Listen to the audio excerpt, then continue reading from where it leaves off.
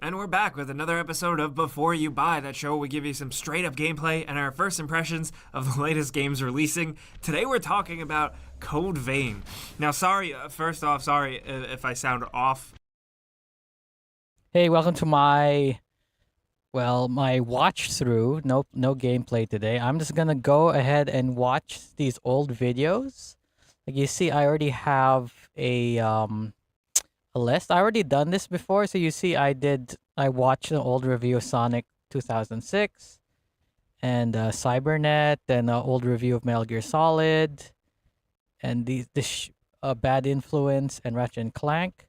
But I'm gonna be watch. I don't think I'm gonna watch all of these, cause like I think I'm only gonna go for 2 hours, and like watching one video is going to, cause I'm gonna pause and play it. So it's gonna be like the video is gonna be longer. Like it's a 30-minute video.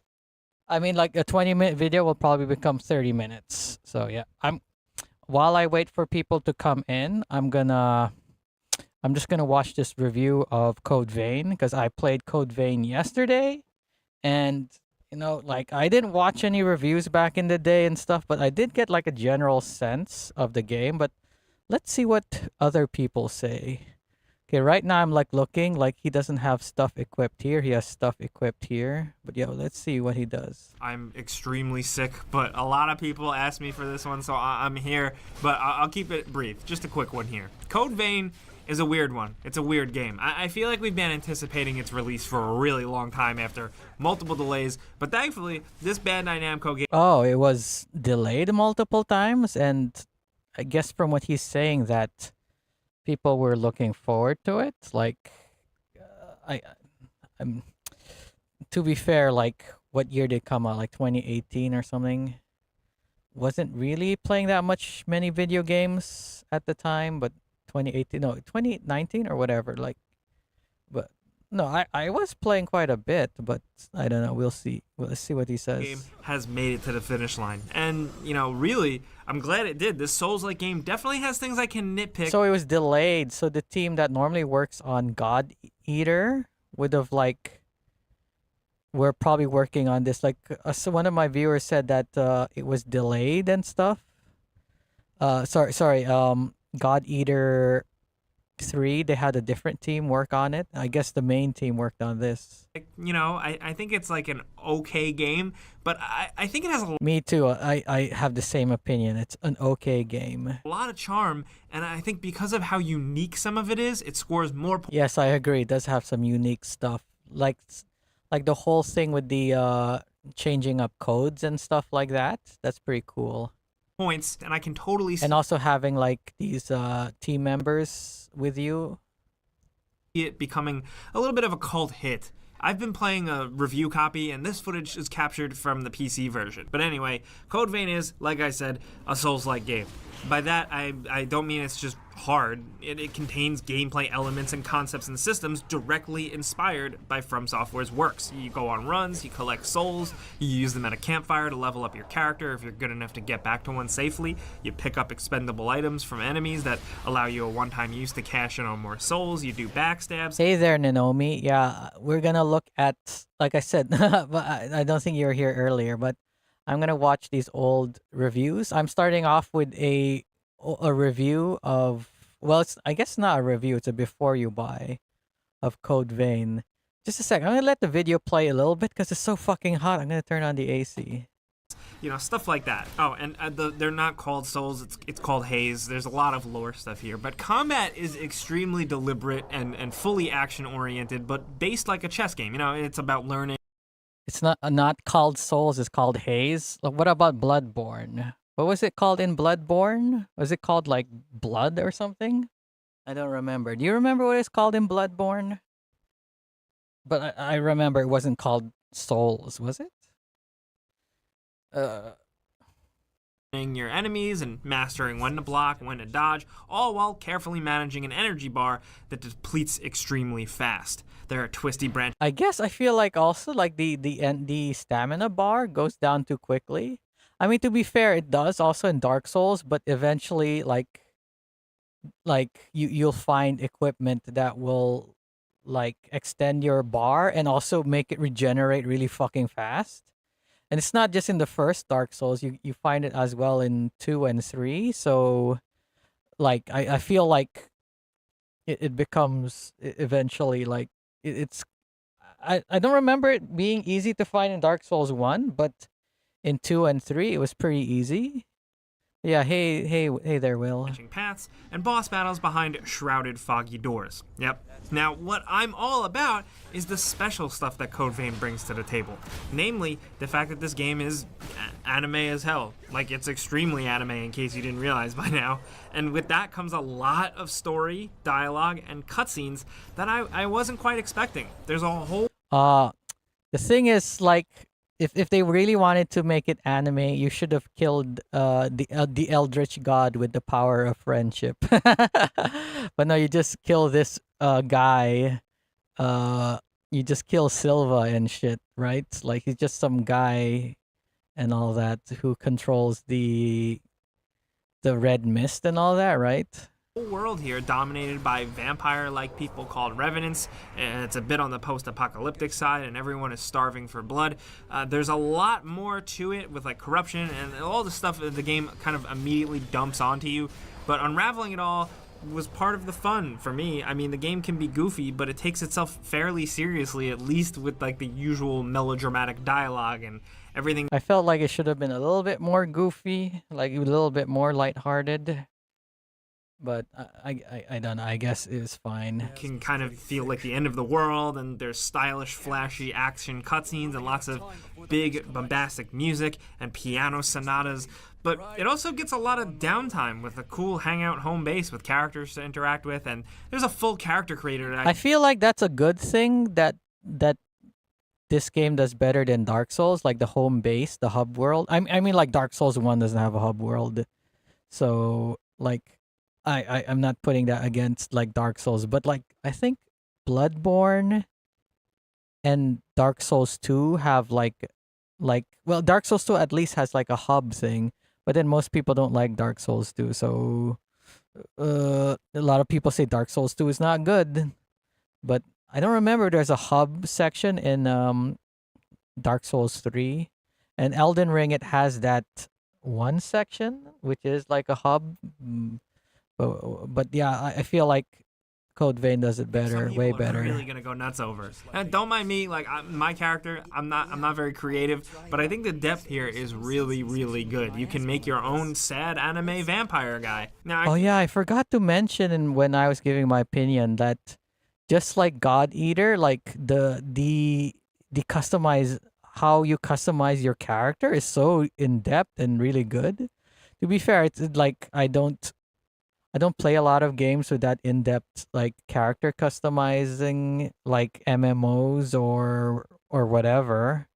But still, you know, it's something to talk about, like to give it praise.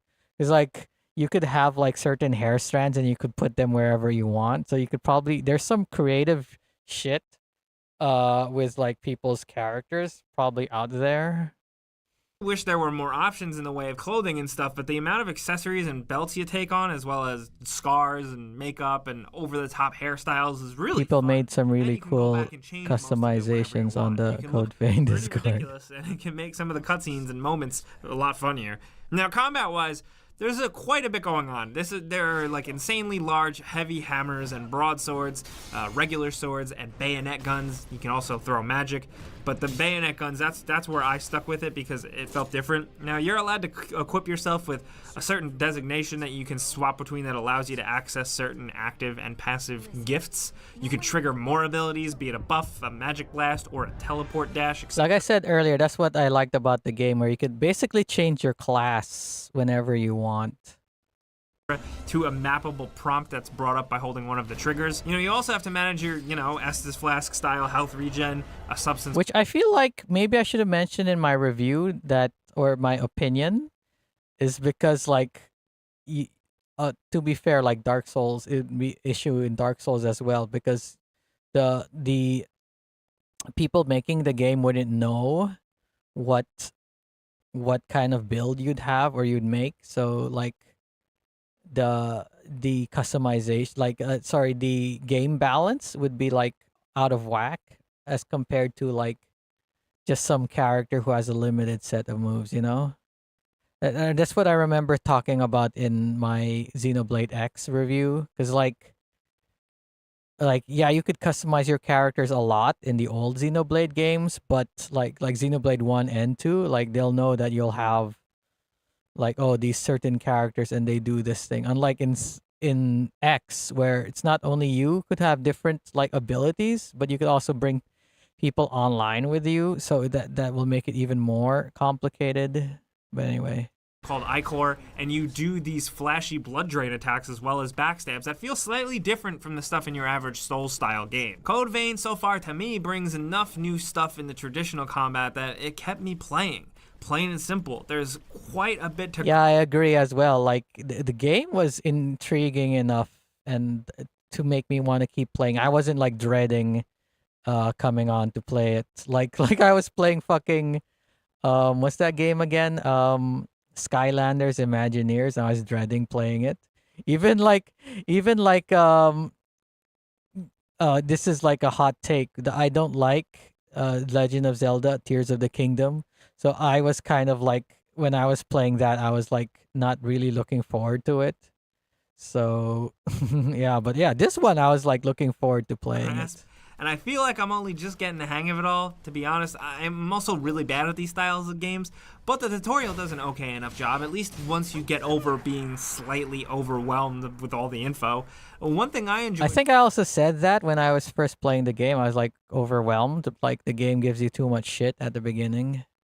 Was feeling the strong emphasis on using your currency strategically, not just for leveling up, but also to keep your weapons upgraded and up to date. You know, your gear's got to be just as good as you, or you're useless. Progression is satisfying, but making actual... Hey, that's a nice outfit he's got. ...progress through the levels isn't so fun. Why did I have pause it? I didn't need to pause it there. Linear and straightforward, and only the occasional very clear twisty path lead you to an alternate way or, you know, towards some loot. I like the look of them, you know, spooky weird science caves, parking garages, abandoned downtown city streets, swamps, bombed out cars.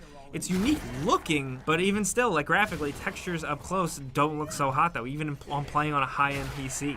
The visuals do perform fine and well enough, but there's not too When did this game come out? 2019 or 2018? Okay, it says 5 years ago.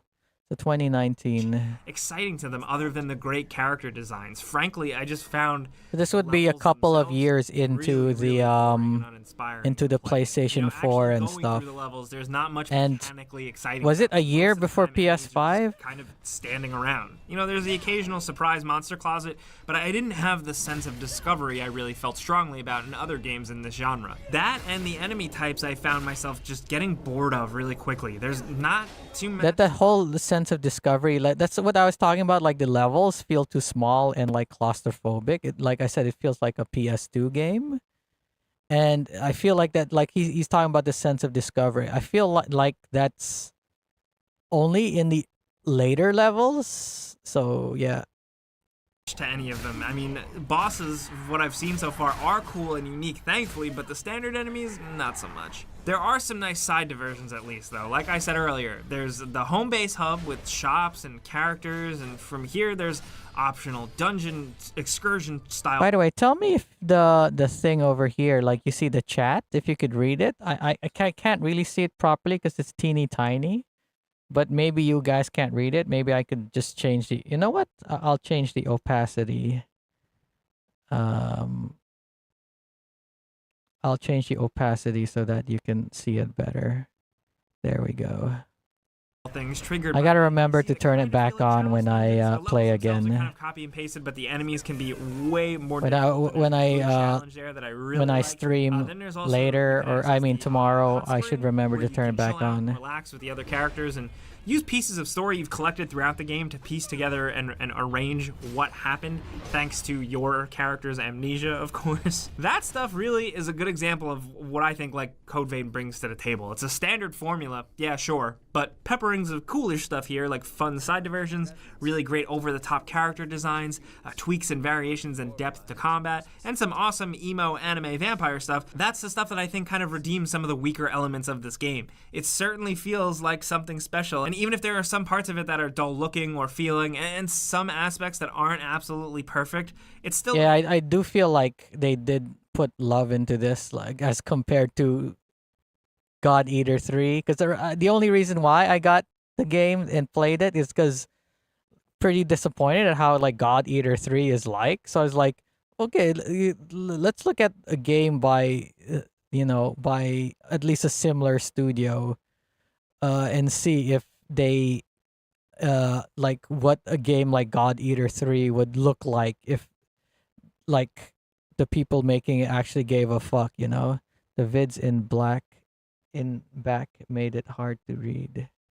Yeah, that's why I changed it. So yeah, should be better to read now. I gotta give points for that. For it to feel so incredibly unique despite it being in a genre where there are tons of games trying to follow a similar formula, I commend Code Vein for that. I think it will definitely find a fan base. Overall, like I said in the start, it's an okay game, it's decent. But I think some of the unique stuff makes it feel a little bit more special. That's it really. I think if you're an anime fan and a Dark Souls fan combined, I'd say give it a shot. I don't think it lives up to like what the concept. Oh, speaking of anime, I watched one episode of Pokemon Journeys yesterday. I was like, I guess I was glad I watched it because Inteleon showed up for like a minute or two, and then he fucked off, and I was like, God damn it. But yeah, I guess that means like Inteleon is gonna show up every now and again. I think mostly just because of like the level design, and there's not a lot of mystery, and some of the story is muddled. But ultimately, I still just here to say hello and leave. I'm about to get on a bus. Oh, hey there, Green Cat. A failed experiment. That being said, I think Code Vein 2 could really amp things up if they do get. Oh, Code Vein 2, like 5 years later. Is it coming out this year or next year? Like, maybe I should watch Code. You know what? Let's watch Code Vein 2 trailer. Wait, just a sec. Code Vein 2. Okay, here, let's watch Code Vein 2 trailer. 2 minutes, okay. Goodbye, have a good day. Yeah. Thanks for joining, Green Cat. Oh, it's a pre-rendered cutscene. Like, that's the thing. Like, it could look really super cool in this thing, but it's a pre-rendered cutscene. And I doubt that the graphics are gonna look that good. For some, it heals. There was no there's no like characters with candles in their face in the first game. Wounds. Okay. And for our world, it promises only oblivion. It looks like it has more sci-fi stuff in it. I mean, it did have some sci-fi in the old game, but it looks more. But you. It has the aesthetic of like the 1800s and stuff, but it has like sci-fi shit in it. All of this. Okay, I guess they're not art. It feels like they're not revenants anymore. What's good, right? Could you undo this? He still had the mask, so maybe they are still revenants. In this time. Or maybe the Teleportation. Is that character supposed to be like the attendants?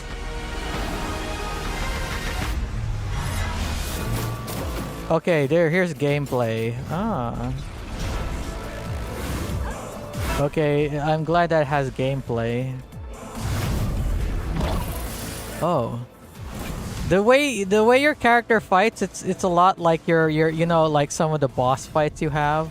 He's got like the abilities of some of the boss fights. It looks like it's more fast-paced. Like it's more like Tales of Arise or something in that thing. The dev said on Twitter it's 100 years in the future from CV1 or something. Okay. Oh, I see. Oh, great. Now you see some of the what it recommends to me. Okay, let's continue. Get into a flow. I would love to see something like that. 100 years. Yeah, I guess that's why there's sci-fi shit. Before I pass out, I'm so sick. You know what the deal is, though. I gave you some pros, some cons, and some personal opinions. So now I want to hear yours down in the comments. If you were looking forward to Code Vein, let me know what you're thinking so far now that reviews have dropped. Maybe this is a game that wasn't on your radar, but now it is. Maybe you're an anime fan. It wasn't on my radar until I played God Eater 3. But if you enjoyed this video and maybe you just learned something from my sick self, clicking the like button helps us out a ton. Code Vein for 100 years, Morty. Consider subscribing and hitting that notification bell because we put out videos. Okay, let's watch this one. This is an old ass thing. It's 1998. I picked this specifically for the Voodoo 2. Like, I'm gonna reminisce a little bit about the Voodoo 2. When they show it, I'm gonna like talk about like what happened when I was a kid, and the Voodoo 2 and all that. You're in the right place at the right time, because I'm... Oh, no, it's the dude. It's not Lucy Longhurst. God damn it, I picked the bad video. This is Cybernet. Oh, I remember playing that game a bunch. I'll talk about it when it comes. Mythical I need to find that game on Good Old Games or on Steam. Fuck. monsters heat up the net. We tackle some top soccer cheats and check out the latest technology for your PC. Don't blink, because you'll miss Cybernet. Cybernet. I'm at... Oh, too bad Green Cat's not watching because this show is from the UK and stuff. So, you know. Putting the cool into cars, Interstate 76's mechanical... God damn it, Interstate 76. I remember like having... Because back in the day, my family would always buy the Windows magazine, and it would come with a demo disc. And, well, we only bought it for the demo disc, and I never actually read the magazine. Well, sometimes I would. I remember, like, I would take the magazine with me when we go on vacation, and I would read it. Although I was, like, so bored with most of the stuff in there that I wouldn't actually read it. God, this reminds me of being a kid in the 90s. But yeah, Interstate 76. I remember having a demo of this and played it over and over and over again on my computer. And I remember when I went to someone installed it on some of the computers in my school. So we would play Interstate 76 sometimes. I was watching some other retro UK shows on YouTube recently. Bad Influence and Game Master. Well, look, Bad Influence is one of those things. Game Master, maybe I should look that up. Like, okay, thing is, Bad Influence I also watched as a teenager, because like for some reason, like on the TV channel I watch, channel 33, they're showing Bad Influence episodes in like 2002 when there's already PS2 and shit. I was like watching, it's like, why is this show showing? Like, it's showing like Super Mario Brothers and shit. And I'm here like, it is during the era of like PS2 and stuff. You said Games Master, right? Games Master TV show. This one? I never watched this, but I guess I'll look it up later. Peter helped high-speed expert Taurus take 1970s style straight into a desert. Oh, it wasn't Interstate 76. It was like Interstate 80 something, but not 76. It was like, I think the sequel or something. Because I remember the graphics look way better than this. Behind the wheel, you can skid your way through 20 single-player challenges. Skid your way through 20. Blah, blah, blah, blah, blah.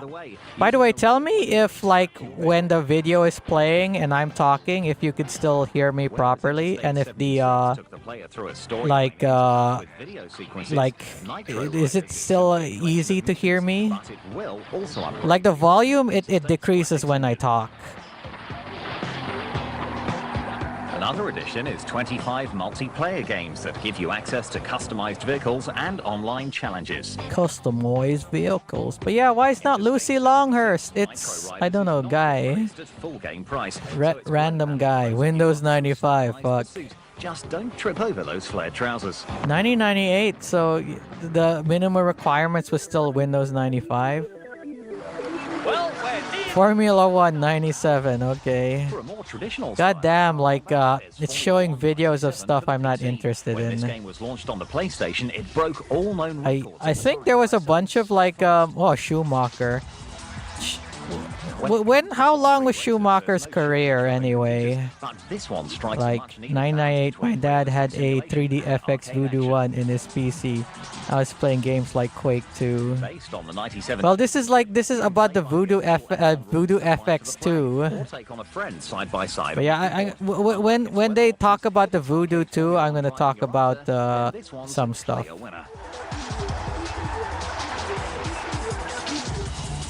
Reviews. If you feel that Need for Speed 3, fuck! by games of the same name, I remember my family buying that game for PC in December. It was like my older brother's Christmas gift. It was probably the either 98 or 99 that it was a birthday gift, not a birthday, a Christmas gift for him. At the time we didn't have a 3D graphics card, a 3D accelerator card, so we must have been playing it in software mode or something. Because like I remember at the time, like we didn't have a like Voodoo 2. We didn't have the Voodoo 2. Those cards were expensive, yeah.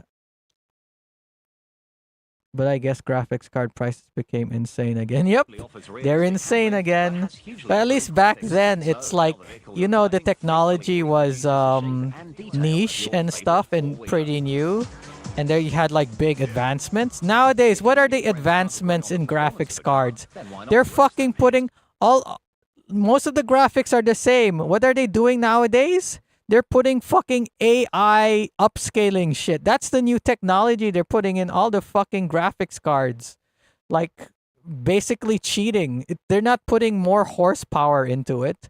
They're putting, like, AI bullshit into it. Like, AI upscaling and frame generation bullshit, man. to head. Although not as quick as the single player, it is quite fun. Man, I remember playing the Need for Speed with my bro a ton. Multiplayer. Where you're chased by the police adds a new dimension. Need for Speed 3. First, like the Lamborghini was like the car on the cover, but I think my brother, he downloaded a like a mod or something where you could have like the Dodge Viper in there.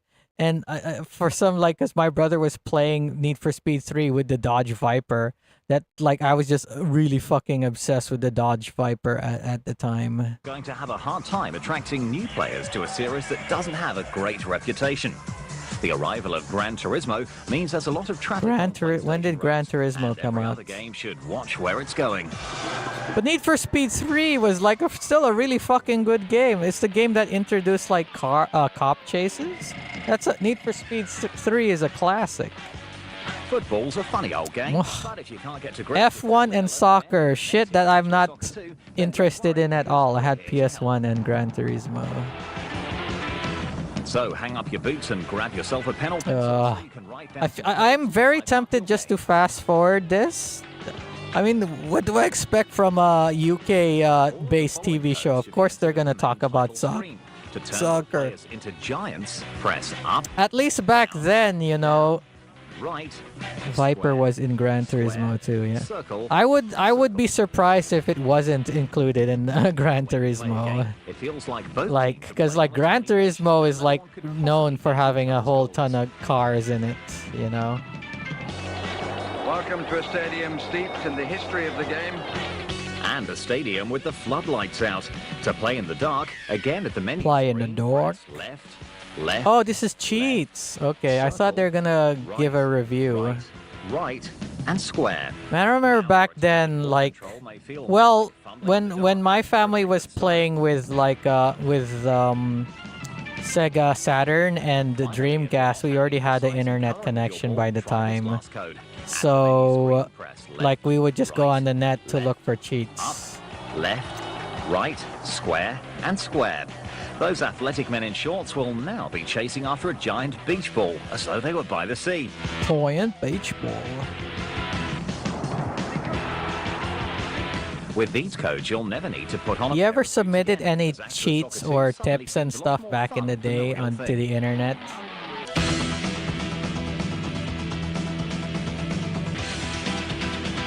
Bump reviews. Oh, it's X-Men. It's not even It's not even X-Men versus Street Fighter. It's just X-Men: Children of Adam. Fuck.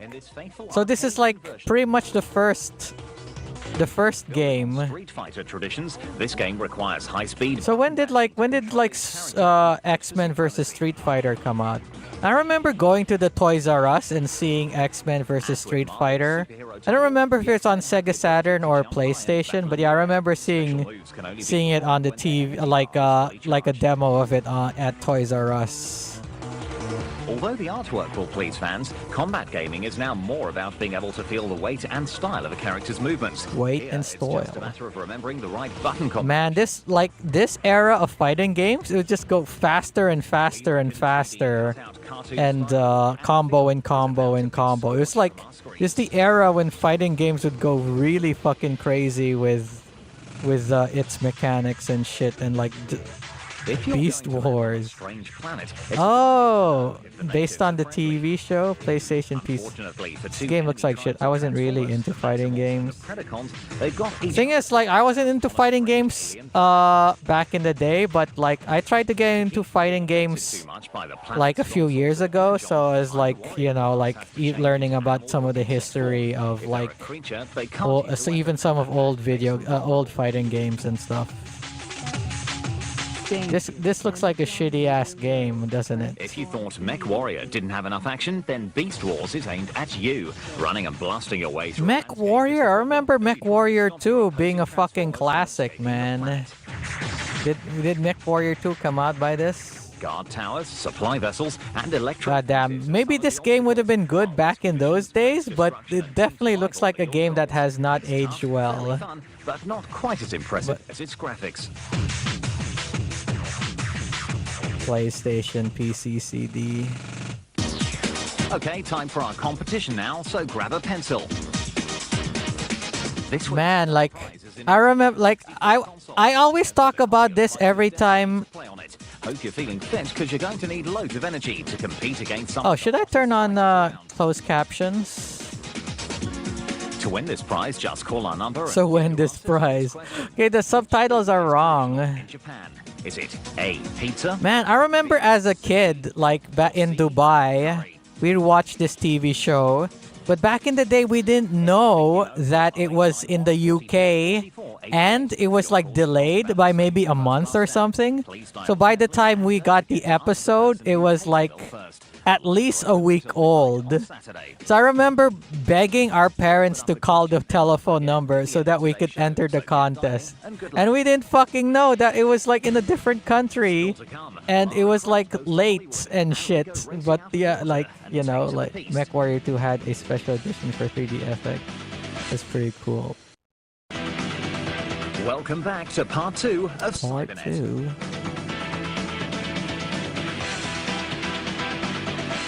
Report.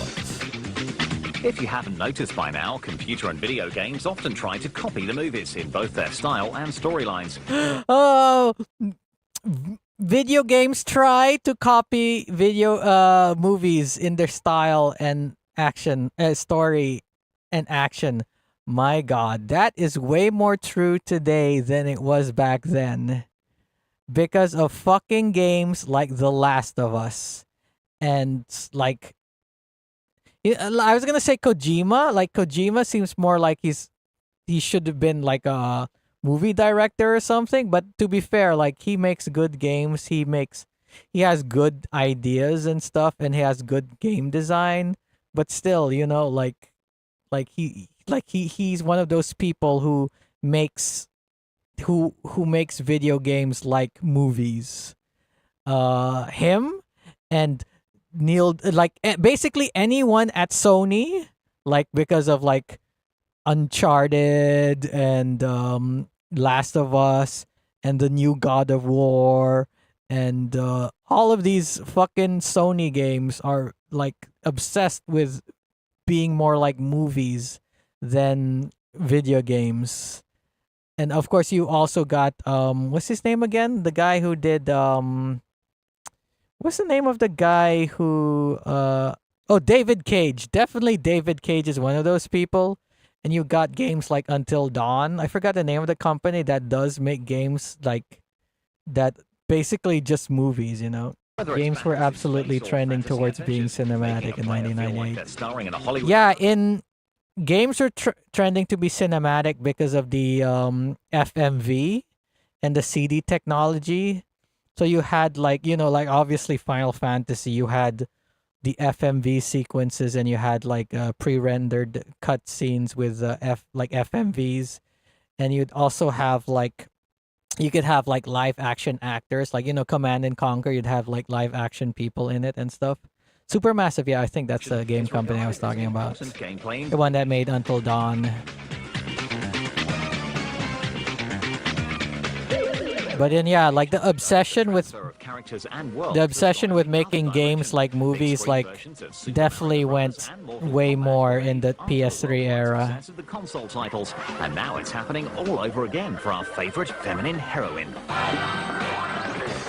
1998. So this would be like Tomb Raider 3 or Tomb Raider 2? Just to make Tomb Raider the movie. Unfortunately for fans of the digital Dream Girl, Lara Croft won't be computer generated. She'll be the real thing. But which actress will get the role? What, they don't know yet? Fuck. Like, I think I had the opportunity to watch Tomb Raider in Canada when my family went on vacation there. But like I was like, not interested. And my older brother and my sister watched Tomb Raider in a cinema in Canada. Those clips are Tomb Raider 2. Many people are hoping for speed star Sandra Bullock to get on those boots. Sandra Bullock? And fight her way through dangerous. She's not English though, so she would have given a bad English accent. Yeah, American, exactly. British, so a more likely choice is British model turned actress Elizabeth Hurley. She certainly looks the part, but can she carry a movie when until now she's only been in supporting roles? I think like is being made by the producers of Die Hard. I think they made a good choice with Angelina Jolie. No Angelina yet. Yeah, they didn't even speculate it'd be Angelina Jolie. Wait, is Angelina like American or something? I don't know. Exclusive. Football software on the PC has more fucking soccer. God damn it. And FIFA Road to World Cup 98 has set new standards both. Nowadays, like there's only like what, two soccers, PES, two soccer games like FIFA and PES or something. Do they still make PES? Yeah, she's American. Even at this stage, the visuals already look impressive. The players seem solid in detail. Looks impressive. But of course, me talking from like over 20 years in the future. Almost 30 years in the future. Presentation won't be affecting the gameplay, but early signs suggest fluid movement and believable animation. Every tackle, dribble, and volley looks like fun. Was Angelina Jolie a big star at 1998? I think the movie came out in 2000 or something, or 2001. I don't remember. It'll be interesting to see if World League Soccer. So maybe at the time, like 98, she wasn't a big actress yet. Like a championship contender. I liked her as Lara. Those films were bad in my opinion. The first one was okay. The second one was like fucking terrible. More fucking soccer! Then you may want to try soccer. Wait, why are they calling it soccer? That was football. I guess that's what the video game is called, soccer. You can manage any fucking soccer, including England, Spain, and Italy.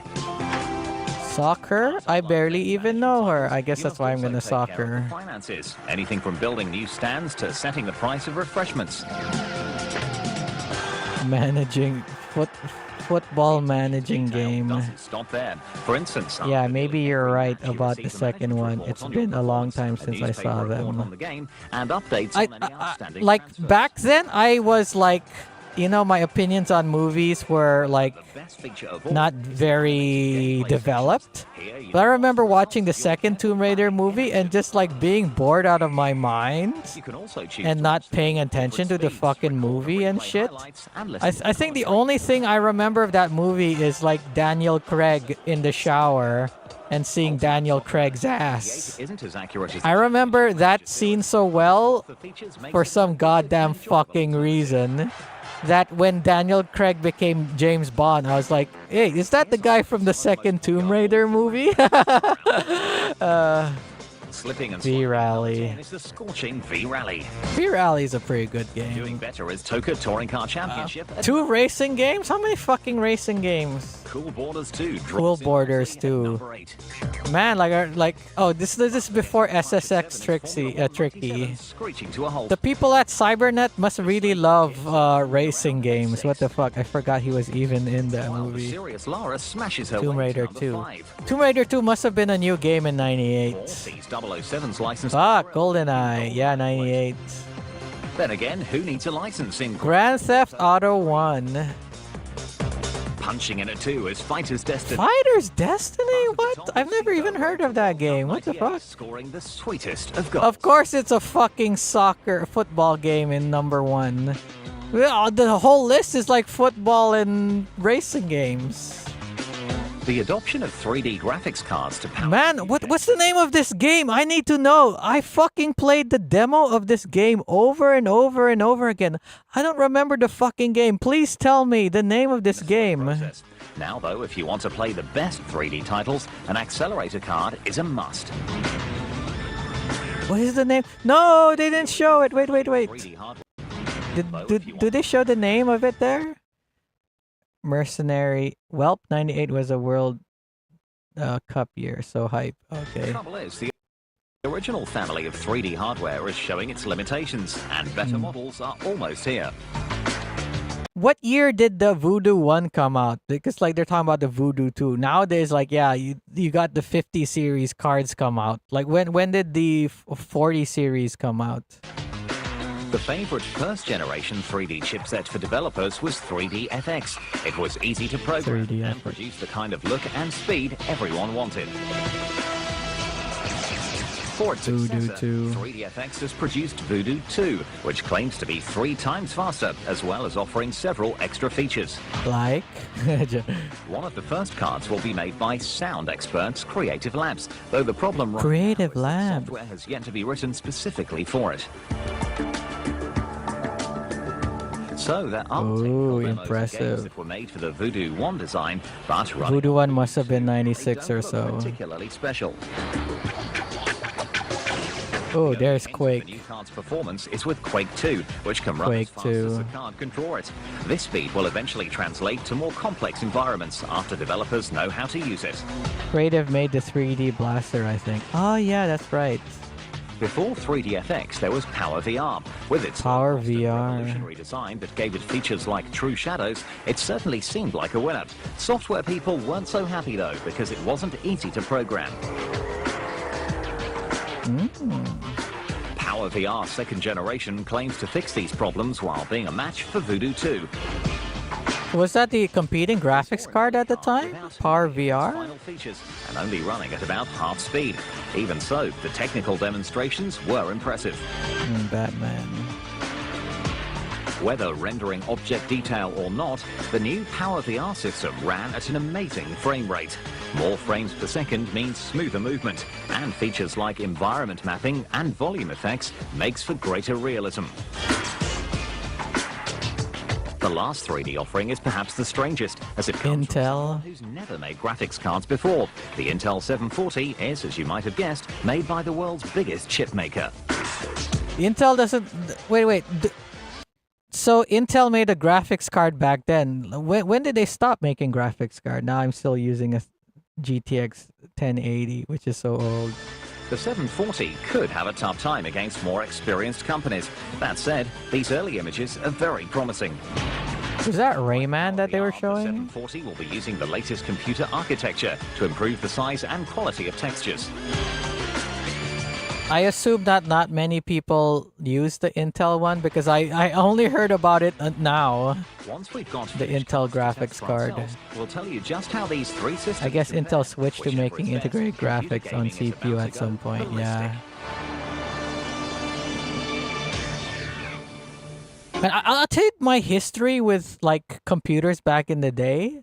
that involves like the 3D accelerator cards. Cause like back in the day, I remember like having like a computer, and we upgraded from Windows 95 to 98 and stuff, right? And I remember it was like a Pentium 2. I think it was a Pentium 2. Yeah. Um, but I remember we didn't have like a sound card, and we didn't have a. Is it called a graphics card? I don't know. It's basically like a card that it didn't do 3D graphics, but you needed it for some stuff. Like first thing we got was like a sound card. I think it was the Sound Blaster or whatever it was called. But I remember the first like because I remember like when the X-Files movie came out and the Phantom Menace came out, which was 99. We didn't actually have like a proper card at the time. So I remember like our computer couldn't handle having, because we were watching VCD movies and we didn't have a VCD player. We only had our computer. And the computer could only render VCD movies like really fucking small. So imagine having like a monitor that was let's see, how big was it? I don't know. Let's say 13-inch. Imagine having a 13-inch monitor, and then the movie you're watching, Star Wars Episode 1, The Phantom Menace, or X-Files movie, was this small. And like, oh wait, can you see it? Sorry, it was this small. Like this small. And now imagine like the whole family is like sat around the computer watching fucking movie. Remember like obviously the person sitting in front of the computer with the chair would see it, but then like I remember like some of us would be like on the bed, which was like maybe like 3 or 5 feet away, and you could barely see the screen. And I remember watching the Phantom Menace on a 13-inch, I guess 13-inch. It was like, it's a normal size, whatever size they were, and it was only rendered this big. And then like later on, I guess I don't know what it's called, a graphics card or whatever, like a visual card, whatever. VCD wasn't really a thing in UK. It was a thing here in Philippines and back in Dubai where we lived, because like, you know, like how back then people would pirate movies onto VHS. At that time, people would pirate movies onto VCD. So VCD became very popular because people would copy movies onto them. But yeah, like we got like a pirated copy of Phantom Menace and X-Files. But anyway, moving on, like we eventually got a card where we could watch VCD movies on full screen, but it wasn't a graphics accelerator card. So like all the demos that we had on our thing, we couldn't actually like play a bunch of them.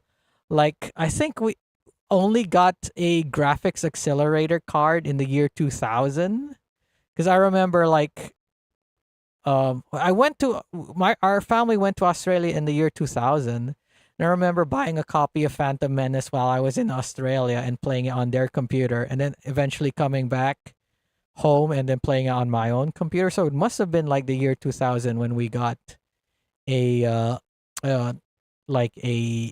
accelerator card. I don't remember if it was Voodoo 2, but I guess it was. But yeah, continue with it.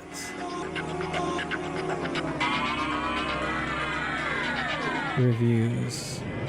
Grab your Ski helmet. racing. Wrap up warm now as we hit the slopes for Man, earlier they were talking about school borders and shit and racing game. Now you have like a ski racing game. Like in their top 10, there was like 2 fucking skiing games. to make a thrilling ride. Now you have like a skiing racing game. To do just that, ski racing reproduces 6 world-class resorts with the help of Olympic skier World-class. Street. The course starts at the top. World-class resorts. Winds all the way to the bottom. Oh, she's got a Sierra logo on her outfit. are situated at strategic points along the course. Sierra were known for their adventure games, but at this time adventure games were dying. So what what games were Sierra making at that era? I assume they were making this game. Cool clothing and equipment certainly makes your character look the part, but does little to alter the skiing style. Ski racing takes quite a while Ski to master. racing. That's when missing one gate in the slalom gets you disqualified. You may find that you really don't care. Although you can replay the performance after a race, you may never want to replay this game again. Oh, they're giving it a bad review. It looks really fucking boring. For those who prefer their tracks More a little fucking wider, racing. serious horsepower behind them, there's Powerboat Racing. Released for PlayStation and PC, you can now take to waters in 9 different countries. Although there have been a few speedboat titles released, none have captured the feeling of jetting across the waves. Powerboat Racing does have great water effects. Why am I making like sounds for it? Narrow canals mean you'll often find your vehicle. This must be tugging racing a little theme too segment of closely, the show. Yeah. handing your opponents an easy victory. With a wide selection of boats, you can update your vehicle from new models every time you win in championship mode. But for more freestyle fun, why not search the courses for shortcuts or race a friend in arcade mode? Race a friend arcade mode. Powerboat racing is a lot of fun and looks good, but could have been improved with more space. This to is the maneuver. soccer It's a and case of racing waiting, not wild. racing episode. Cybernet's always laps ahead of the competition with all the hottest previews and the best reviews. Okay, that's done. Okay. Fuck it, let's watch a review from... I used to go to GameTrailers.com a lot, so I'd watch the review. So let's watch some old reviews from them. Like this from Red Dead Redemption 1. What year did this game come out? It was PS3 era, so... I don't know. What year was it?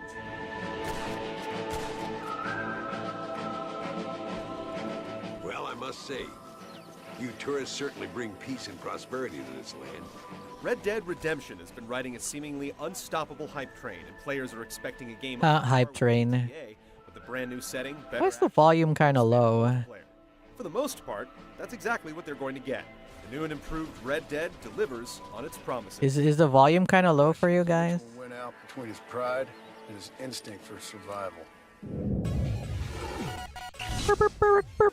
I remember seeing these pre-rendered indents that they had back in the day. I left them. Why are your subtitles not on? And the face of a Wild West hero, and he's one of several solid characters that make Red Dead Redemption's story worth caring about. Strong writing and well-delivered dialogue work hard to sell a story that... We're talking about like video games being more like movies. This is one of those video games dirty work for just about everyone he meets. that tried to be... I mean, it was a good game, but like, yeah, it's The like overall plot paints you as a good guy and family man. very I'm here to bring 2 men to justice. cinematic. Nothing more. But despite the potentially problematic relationship to gameplay, it's not a bad yarn, with emotional high points and 1 or 2 interesting choices. Now get down there!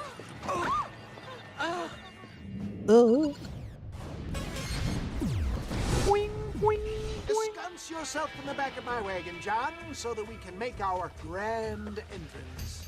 Red Dead Redemption provides you with a broad stretch of land whose isolation and lawlessness... I think the guys who used to work on game trailers, they have a new channel called Easy Allies or something. I'm not sure if it and both can if be they're exploited still to doing their shit. advantage. While the gun is still your most commonly used means of interacting with the world, the non-lethal lasso is a great tool that adds a lot to the experience. Despite the world having its own unique flavor, there are strong... Didn't this game come out recently? Because like it was stuck on the PS3 and Xbox 360 for a while. Now you could play it on PC and Nintendo Switch and Sometimes, whatever. for one option or another, there's an overall linear path to follow that takes you to the game's big moments on the way to an ending that holds some surprises.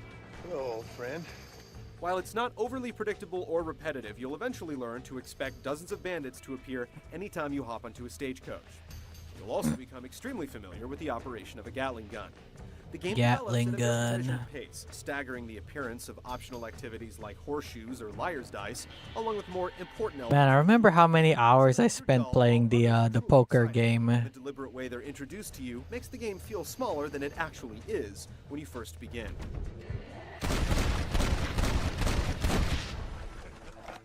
It'll take you around 20 hours to play through the story, and you'll spend many more on top of this if you aim to complete all the challenges and side missions. The game's multiplayer. I don't remember if I 100%ed this game. The world is a game lobby. Players can team up with each other to take. I remember playing it online with my friend quite a lot. From there, you can join an organized game type like free-for-all, deathmatch, or a capture the flag variant to gain experience and unlock kit. It may not be elegant and balanced, but it's good chaotic fun that's fully in the spirit of the game's world. No merezco esto.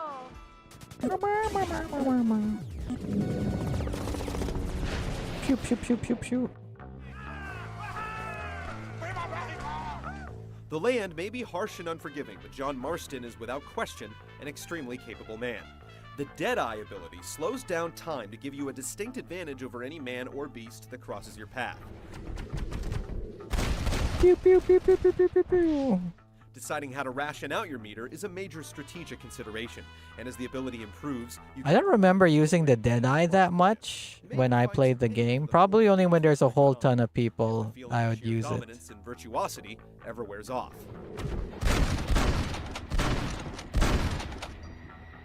Who's next? You're also blessed with a resilient constitution that bounces back without the need for food or medical supplies.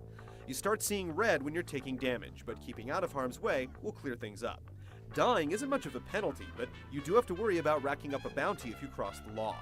While there are ways to absolve yourself of crimes, if you're brought in by a posse, it means repossession of your cash assets and some jail time. While he's a veritable Superman, Normally in games like this, when I go to prison, I just load the game. But I do remember, like, when I played Skyrim, like, whenever I get caught, I would just break out of prison. So I get all my stuff back. Tapping A to spur your horse while minding its stamina lets you actively ride without feeling too intrusive. And when you're riding with the group, you can simply hold A to match their speed. The result feels natural and is quite convenient. If you're short on patience, camping in the wilderness allows you to quick travel in addition to change clothes and save your game. If you judge Red Dead Redemption solely on its depth, You ever play this game, Ninomi? fine touches and very few flaws. Taking cover behind objects is occasionally awkward, and close-range fighting can be clumsy and stilted.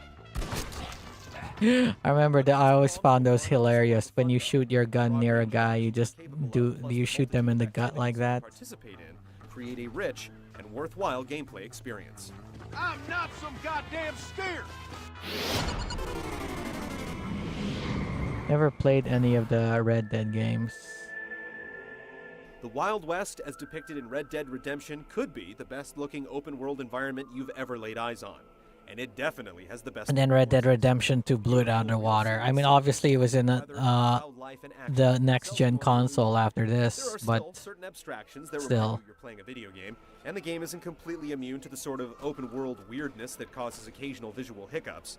But the believable animations, cinematic cutscenes depicting people that don't look dead or creepy unless they're actually supposed to, and a total lack of load times as you travel do much to suspend your disbelief.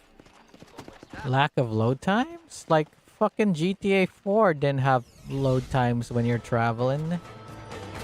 Like, By okay. rendering an expert treatment of its Wild West source material, Red Dead Redemption provides an excellent and original open-world experience.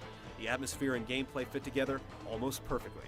The game doesn't completely surpass the framework of the Man, like back in the day, like games like this and stuff, like made me such a big fan of open world games. But by the time like the Red Dead 2 came out, like all of these open world games felt samey to me. So I was just like fed up with it. So I never gave Red Dead 2 a chance because when it came out, like I said, I was like tired of all of the open world games. Okay, we're gonna watch this now. Bad Influence.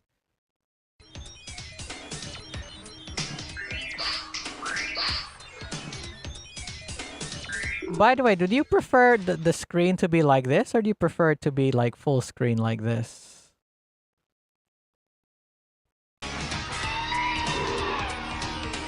I mean, like, because like normally people have it like this because their camera is facing at them, you know, like, oh, reaction. But I'm not. It's just the video itself.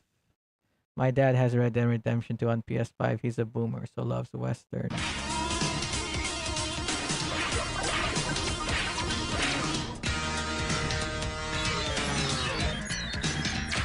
It's fine either way for me, okay? Yo, bad influence. Check it out, MC Crane. Kick it one time.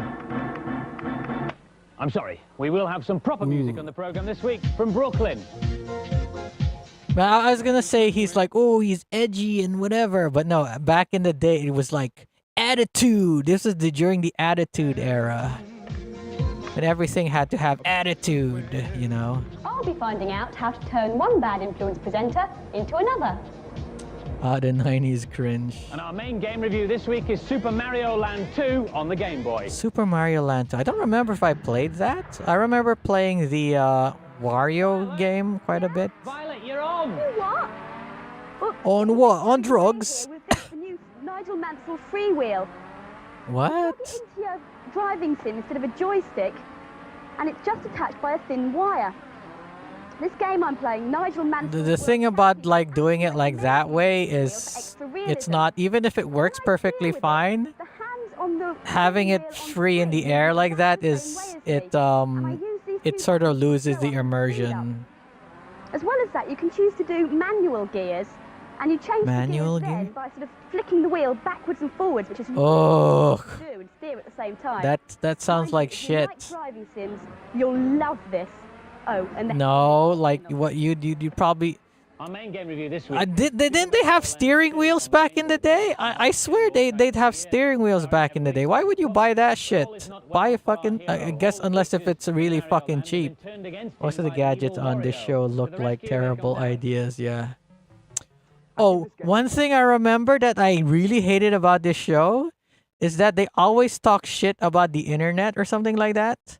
Like I remember one of the hosts like, oh, one of the most boring technologies ever, the internet. I was like, what the and I remember watching this show in like early 2000s or mid 2000s. Is like, wow, that take did not age well. Full marks.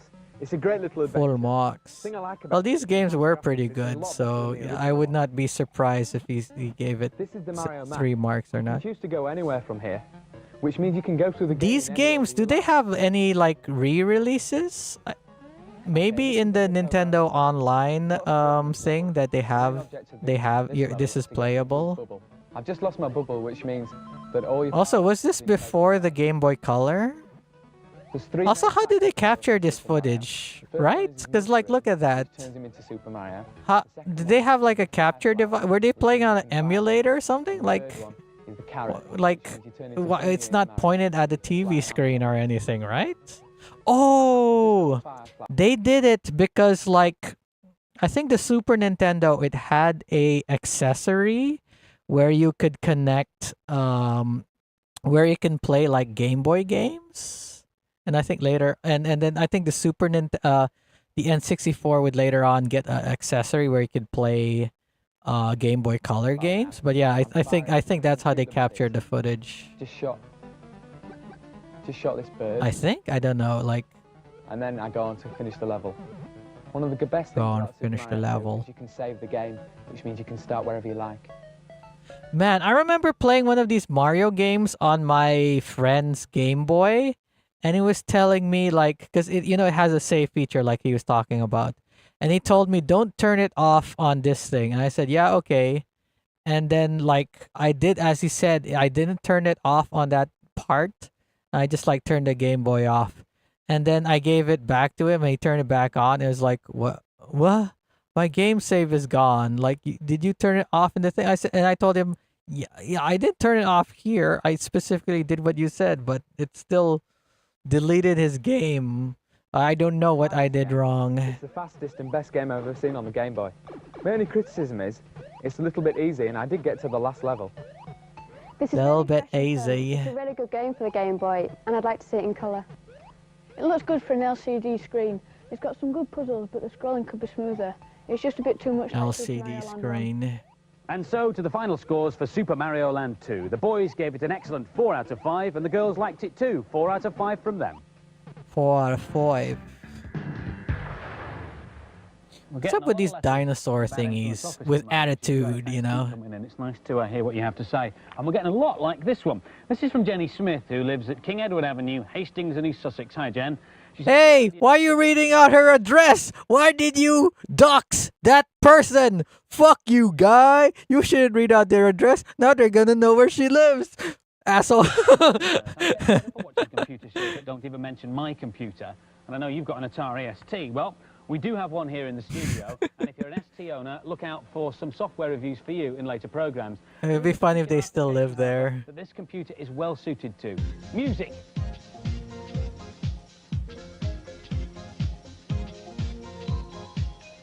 I mean, I think they didn't give the full address. They just gave like the city or something. What the fuck is this? Hopefully this doesn't get me copyright struck. This is... What the fuck is this? I'm gonna... Wait, what? Sweet. These guys are Brooklyn. That's their brand new single, or at least part of it. The single's This is a fucking advertisement for a fucking band. We're very pleased. Well, actually, Andy, we didn't name the single after you. No, we got the... Dude, are these... Is this band still, like, alive? Not alive. Oh yeah, what the fuck was that game that they showed over here with the Voodoo 2 thing, with the hovercraft flying around? I want to know the name of that game. Because, like, I kind of want to buy a copy of it on PC so I could replay it as an adult. So I only played the demo. What does that do? Well, that means that with a software sequencing package such as this one and this computer, I can talk to all What the fuck are they talking about? and tell them what to do from here. All right, show us how it works then. Right. Okay. Well, I put some kick drums in. You put them in, I see. Yeah. What I can do then? I kind of want to get a software like this so that I could like make I'll look online like the notes for songs and then just recreate them like that in a software where I could just put the notes and shit in it. Like yeah, how do you compose, like, what is the software where it's basically like this, just basically like putting sheet music on a thing. Straight kick. Fair enough, yeah, but it needs a bit of melody to make it a bit more interesting. A bit of melody. I'll just take that organ off. You put that organ in already. Do you always... What computer is this? Into the computer? No, not at all. What I'll do now is record Mark on that keyboard. So you can actually play live in as well? So. Does it record in it when they're playing live into it? Oh. It's a bit of a duff note there. Does he have to do that again? No. Oh, there's See, this is the kind of software I kind of want. In the same way as you reproduce the drum notes, you can reproduce that bar and put it all the way through. Yep. But when it's all finished, what does it sound? I need to find like people who compose music and ask them like, oh, this is the kind of software I want. Oh, is there any like free version of this or something? Note in there, which is terrific. It makes me think, what is there left for human beings to do? This does it all for you? No, it doesn't, because this is just a very useful tool. You're only limited by your imagination, really. You have to think of all the ideas first. Well, nowadays we've got AI, so we could just give Suno AI the prompt of what kind of music we want, and then we can have it make our music for us. Oh, how far technology has come. The guys will help you write the single, they'll record it, they'll play on it for you, and you'll end up with a load of copies that you can give to your mates for Christmas.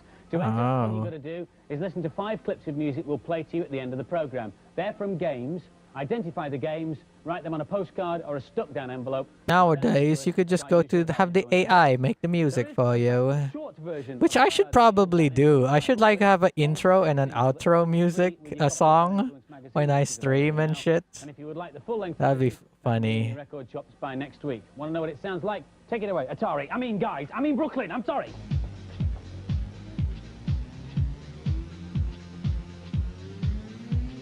So is that the gimmick of this band? They're having a computer, like recording their stuff into I only know Cubase for Mac, which is certainly not free. Lol. For Premiere, a funky game on the Amiga. Adobe Premiere. This is Namru saying it ain't no. Man, I remember this guy. He's the most annoying person on this fucking show. Who the fuck is this guy? He's the asshole who gives all the cheats. But yeah, this is the worst segment of the show. But how about you? What do you think of this guy? Fucking obnoxious, careless kind of guy. Maybe I just don't gel with the accent. This character is so annoying. Yeah, exactly, right? Fucking hell. This one's called Boombox. It lets you put down sounds to make your own dance track. I'll show you. Go into jam mode and play the Yeah, I hate him. synths here. See, this is like the software that this is what the software that like music software I normally see is like this, or like Audacity or whatever. I used to have GarageBand on Mac, but it's obviously not like I said, where it's like composing music or whatever. No, this isn't Crime Watch, but pay attention, floppy disk users. Last week, police seized over 100 floppy disk users of pirated discs from a market in Leeds, and 5 men were arrested for alleged offences under the piracy. Oh no!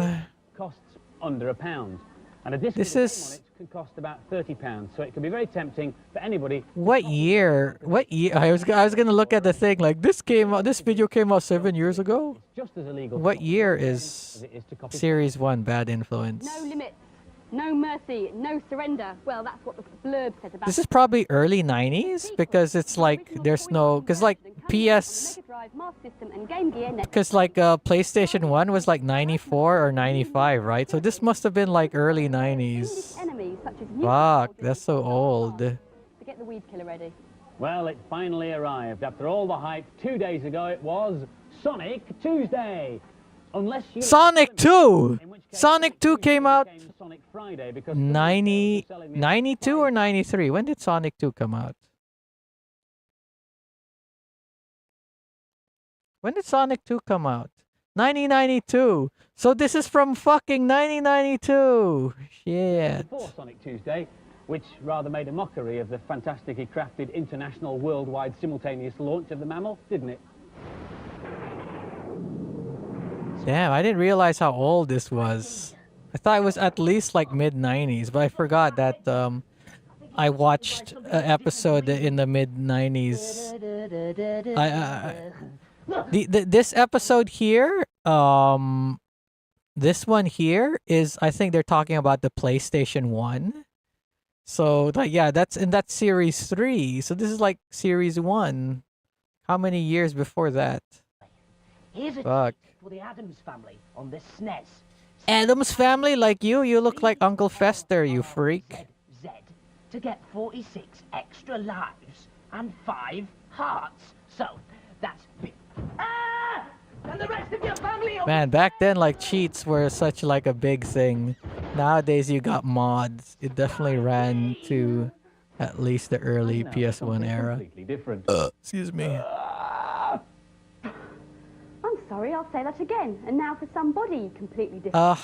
How can you do that kind of effect nowadays? You need like Adobe After Effects or something to do that? I assume there's like a morph thing in Adobe Premiere that I could do that for you, but I don't know. I should probably... Short for metamorphosing, which means changing one thing into another. All these morphs were done at the mill.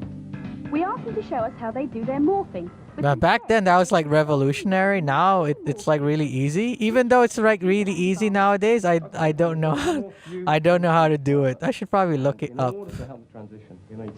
What do they call this effect anyway? Have to fit the same expressions together. Well, it does, yeah, because when you need really to line up roughly, so that you don't. Otherwise, I mean, if your eyes weren't in the right place, approximately, yeah, your eyes are going to have to somewhere move across the screen. Morphing. And that's just going to look a bit Can you do this? So. Thing is like if you talk about morphing, like there's a morph tool in Adobe Photoshop and Illustrator, but it's just basically being able to move around shit, like certain parts. How do you do the morph into another thing? What is that specific effect called? Completely different. It all takes time. They shoot against a blue screen, so they can put in a different background later. That's good. Next, it's my turn. I mean, we can resize it. Your hair's sticking up a little bit. Man, I have to fucking draw on the monitor to get it to work. And now for something Well. completely different. Very good. Fine. Why do you say she was very good and she's only done 2 and you made me do 5, man? What is... You made me do 5. Graphic designer Gavin Blair explains what happens next. In order for the machine to morph, Yeah, how does it break do? down the pictures into areas. See, because normally morphing, like you see the lines there, right? Like in Photoshop and Illustrator, like you use the morph tool on a picture, and it puts lines on them, and you could click and drag the lines to move the picture around. But what is this called where you morph into another thing? What is this effect called? So I could look it up and so I could see how to do it. This grid, using this mesh. So like there, I've enclosed an area which includes the eyebrow and the eye, and the same points over here to enclose your eyebrow and eye. So the machine's changing one eyebrow now into another one. It's like the face is on rubber, and you're just pulling the mesh, and it's like stretching the face. Yeah, that's what morphing, like that's what the tool in Photoshop and Illustrator and all this stuff in Premiere Pro, morphing, like, because if I look up morphing in like YouTube for like all these soft, like for Premiere Pro, it's just gonna give me shit like this. But how do you do it? Match the grid. Jammer, I fought Rathalos. I thought, that was all right, but then I looked, and it's 27 minutes. Following the actions Andy carried out. You see, that starts as Andy. You can see where the hair matches and the eyes match. And as it goes through the sequence, it transforms into the outline of you over there. So you can see the different hair and the different eyes. So that's a preview of what the morph will do. My main problem was fighting where and how to get to him. Figuring out where and how to get to him. But you could follow the flies on how to get there. Distorted to fit yours. Oh, is that what they do? Is that all they do? Machine to show me what you will look like, distorted to fit Andy's face. So there you are. Is that all they're doing? They're just like morphing their face to match the lines of the other one? You just can't see the join. And then what? Oh, they probably use a transparency thing so that it seamlessly transitions from one face to the other. That lets you get effects similar to morphing on your own home computer. Let's semi-morph away. It changes shape. If you can. Oh, what? The hippopotamus. Aside from that, it was almost chill almost then. Changing a bit more colour coming in now. No, it's not me. On a good day? No, nor is it you on a bad day, Violet. I know, it's Humanosaur. Yes, but which brown. one? I do, but if you open map, you see the X of where it's heading into. Changed his shape, and then as he got larger and larger and became more like the Brad we know and love. There's surely an automatic tool to do it on phones these days. Yeah, that's what I'm talking about. There's definitely an automatic tool to do it, but like again, like what is it actually called? Like what is the effect called so I could look it up? Probably just morph into another shape. Of little cavemen who need to puzzle their way through the evolution of mankind. Sounds heavy. Here's Amanda. What is that game? This game's a real mental challenge. I've just discovered the spear, and now I've got to get the rest of my men to the end of the cave before my time runs out. How, when they ask these kids to review it, like how long do they play it for, right? On this level, you've got to rescue a little man trapped on the top of the hill. Humans is a Lemmings type game with some big... Yeah, I was gonna say it's like a Lemmings kind of You can only game. control one man at a time and they move too slowly. Only ever heard of called image morphing, but I'm not a Photoshop user at all. Because I can't hold the spear. I'll probably just Google like, morph image to another image, and it'll tell me what's like, that's what this is called, and this is how you could do it in Photoshop and stuff. Dinosaurs. And, I've got to get away from this. And now I've just got eaten. This game takes ages to load, which is one problem, but this is okay because you're entertained so well between discs with excellent music. Oh, fuck. The time when you had to load the game from disc, and it takes a long time. I mean, like, after this is like the CD-ROM era with PlayStation and Sega Saturn, where you also had long-ass load times. And it's one of the few games where I wouldn't want to turn the sound down. I'd definitely recommend it. It's a bit too hard. Definitely recommend it. It's got lovely graphics and music though. And the scores for humans, the boys liked it, 4 out of 5. What's it called? Oh, it's called Humans? 4 out of 5 from them. Okay. Next up is Universal Soldier, a mega shoot-'em-up for the Mega Drive. It's named after the film, but in fact, this is just a reworking of the classic Amiga game Turrican. I think I'll get rid of this Shadow of the Colossus because I think we're going on kind of long. So I'm gonna remove it. Like we're not gonna watch all of these fucking videos. Power-ups and other things you can collect, so you very rarely run out of energy. What is the name of this game? Level meanie. He's very nasty to you. I've used my mega weapon to destroy him because it's the easiest way to do it. You can only use this weapon once per life, so you can't go around annihilating everything with it. Can't go around annihilating. To be honest, this isn't normally my sort of Why think about buying it because I don't. I'm gonna watch Portal 2 review next. I was surprised how playable I found. Since like we just played it recently. 4 years ago. The effects are good, but there's nothing new here. Universal Soldier, but it's a reskin of one of the When they bring out an old game under a new Turrican games. in on the name of the film. Universal Soldier, was that the one starring Kurt Russell? And the girls also gave it 3 out of 5. Or was that the one starring No, it's not. The Soldier is the one starring Kurt Russell. I think that's the movie with Jean-Claude Van Damme, Turrican 2 maybe. Never heard of Turrican. Competition was to win a Mega Drive, a brace of Sonics, and a bad influence. Ooh, Sega Genesis and Sonic 2. The question was, what is the name of the hedgehog in the Beatrix Potter story? I would have been like 4 years old when the Genesis came out. I mean, when Sonic 2 came out. Leanne Macmillan from Strathclyde in Scotland, well done. If you'd like to win that weekend recording your own single with Brooklyn, stand by. The 5 tips you've got to identify are coming up over the Data Blast. We're back next week with more Bad Influence, or join me 9:25 Saturday morning for What's Up Doc. Take care. Bye-bye. Here comes the competition music to identify. 1. I have no idea what game that's from. That's from Super Mario Brothers. 3. That's from Sonic the Hedgehog. 4. Tetris, I think? And 5. I don't know where that's from, so I was unable to name 2. I was like 11 at the time. Yeah, Portal 2. Me and Will just played this recently, so let's look at an old review of Portal 2. Featuring a quirky atmosphere and a challenging mix of puzzles and platforming, Portal quickly took on a life of its own outside of the orange box. I originally played this on PS3. Time and space can sustain. I think I still have the copy somewhere. Don't disappoint me. Or I'll make you wish. Okay, well, like, what's your opinion on Portal since you played the single player? Still haven't played Portal. You're not going to believe this. A human. I know, I wouldn't have believed either. Apparently this human escaped and nobody's seen him since. Chell thought she had escaped the Aperture Science. Portal went free on Steam ages ago. GLaDOS in the process.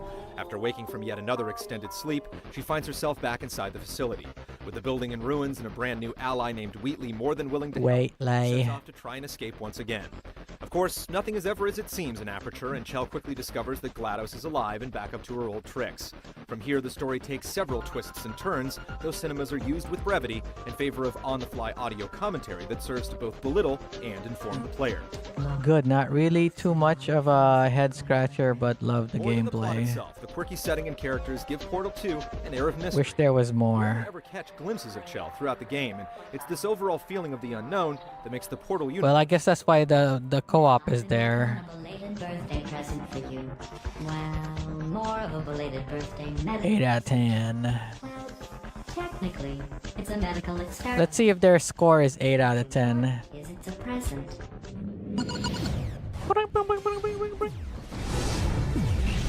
To help you remain tranquil in the face of almost certain death, smooth jazz will be deployed in 3, 2, 1. You like jazz? The first Portal was chided for being on the short side, and Valve has listened by delivering a game several magnitudes larger than the first. I don't want to go in there. Don't go in there. I think the first game was only like 2 or 4 hours long or something like that. Distinct sections. You'll tackle one test chamber after another before things open up and it turns To be fair, Portal 1 was free in the orange box. It goes a long way towards sustaining what began as a simple room-by-room concept. You'll still get plenty of that, though. Huge chunks of the game consist of entering a room, figuring how to get out of it, and then taking a lift to where it all starts over again.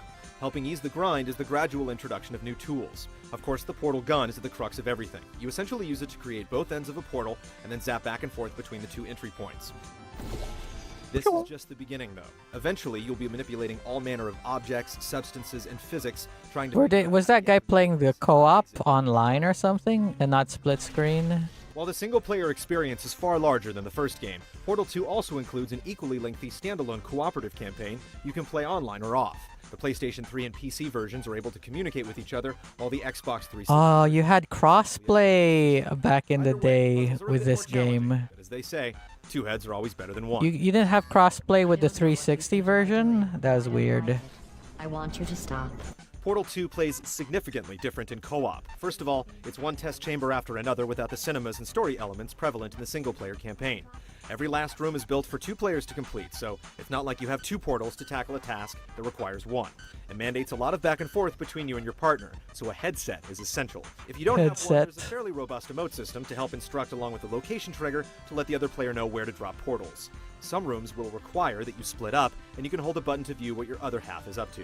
There are also some switches that must be flipped at the exact same time, and you can initiate a timer to mitigate any lag issues. While the frills are few, there are a lot of inherent issues when playing a game this complex cooperatively. Valve has addressed almost all of them. And as our data What are the shows, issues? Humans cannot be trusted.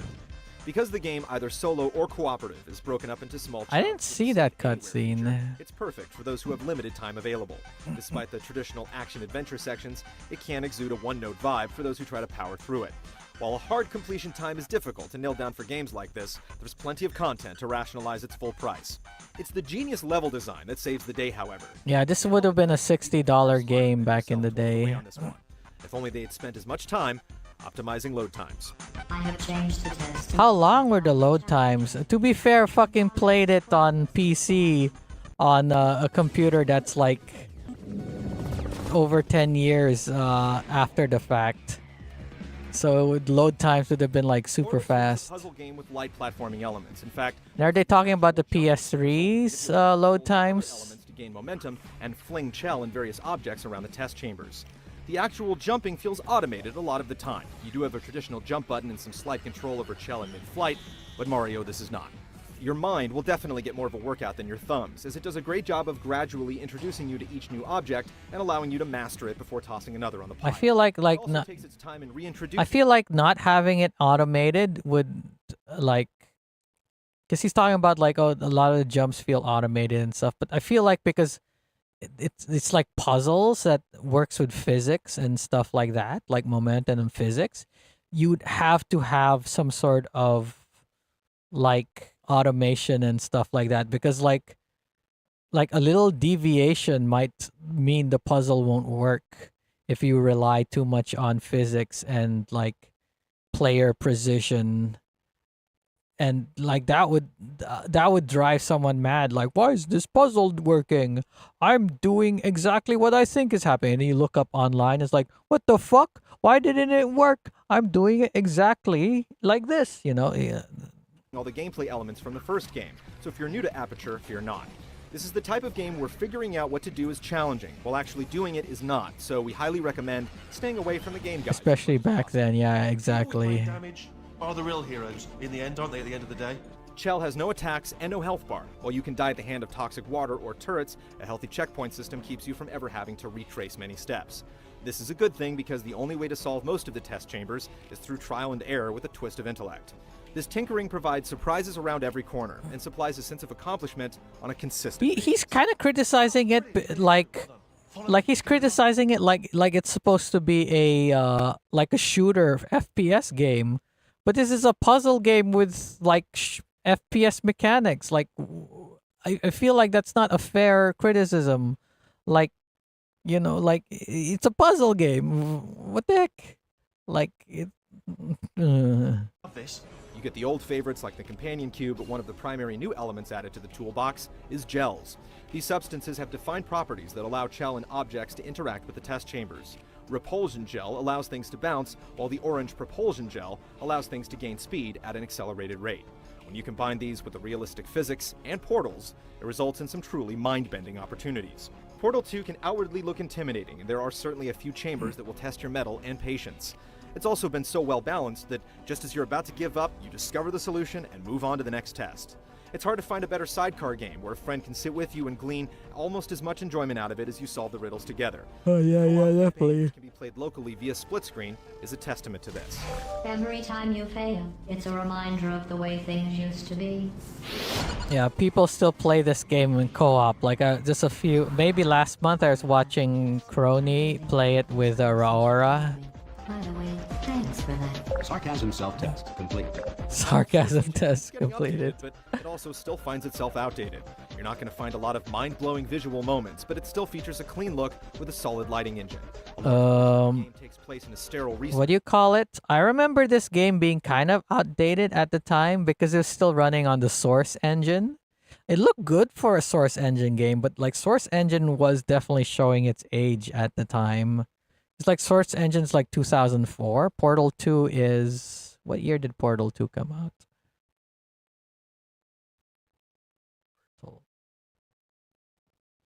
Portal 2 came out 2011. So it would have been like 6 years. The game engine would have been 6 years old. You can only look at so many gray rooms. That's why like occasionally you'll find yourself in wide open areas, but these environments are rare. Because like after this game, like did Valve actually release a game after Portal 2? I think not. Maybe like a Dota spin-off game, but then yeah, they released Half-Life Alyx, which was the Source engine too. But do any other games use Source engine too? I don't know. You know, if you'd done that to somebody else, they might devote their existence to exacting revenge. The audio is anything but mundane. GLaDOS' constant auto-tuned barbs are extremely well written and voiced, helping lend some character to an otherwise Spartan presentation. The same holds true for all the other voices in the game. You have to be dead inside not to enjoy some of the quips coming from these characters. Music is used in a subtle fashion to accentuate big moments, but the soundtrack and drones, which fit the game well. What's going on? Who turned off the lights? Yeah, who turned off the lights? There's just one other game like Portal 2, and that's the first Portal. That's Portal, yeah, Portal 1. The sequel manages to wring every last ounce of enjoyment out of seemingly... I think there are more games nowadays that are like Portal. I think there's like Superliminal, or I think that's what it's called. And there was like a game that was like basically like obviously rip-off of a Portal. I forgot what it's called. Leave their comfort zone and feel smart in the process. Initiating surprise in 3, 2, 1. Oh, they scored it a lot higher than you did, Will. 9 out of 10. Oh, I should have looked for an Assassin's Creed 2 review from Game Trailers, because I remember like watching the review of it. It was like I was confused. Like they're talking mostly negatively about it, but then like they talk good about it like at the end, like okay. Hello, I'm Lucy Longhurst. Yes, Lucy Longhurst. Yes, thank you. Today we're going to show you some of the highs, the lows, and absolute no-nos of the year. So come with me as we take a look at some of the best features. 2001. So they're probably gonna be talking about the PlayStation 2, which I think came out in Japan already in the 2000s. I don't know if they came out in US yet. Latest films to your favourite games. But whilst they're certainly fascinating, just how close are we to seeing robots in our day-to-day life? Is that Mech Warrior 2? That looks like Mech Warrior 2. Discovered that robots are fast becoming reality. Just look at Abo here, one of Oh fuck, I remember Ivo. God damn it. incredibly cool. Does he act like a real dog, or is he simply a fancy Furby? To find I out, want to see like what new technology can do with these robot pets. What's so special about Abo is the fact that, unlike a lot of other robots that are remote, As a kid, I was never interested in this thing because it would be like, oh, it's gonna be super expensive. You play with it for like 10 minutes and then what? Okay, now you're bored. actually he can play with his ball and go and fetch sticks. Right?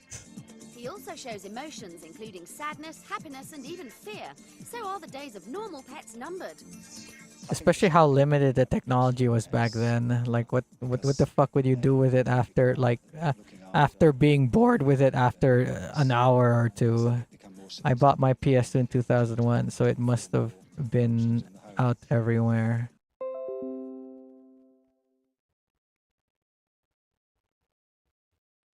Sorry, internet cut out there for a bit. Well, I guess not the internet, but OBS did. It connected and disconnected. Wait, am I still streaming? Hello? 'Cause like... Oh wait, no. Okay, yeah. It says 1 hour, 30 minutes. Am I still streaming?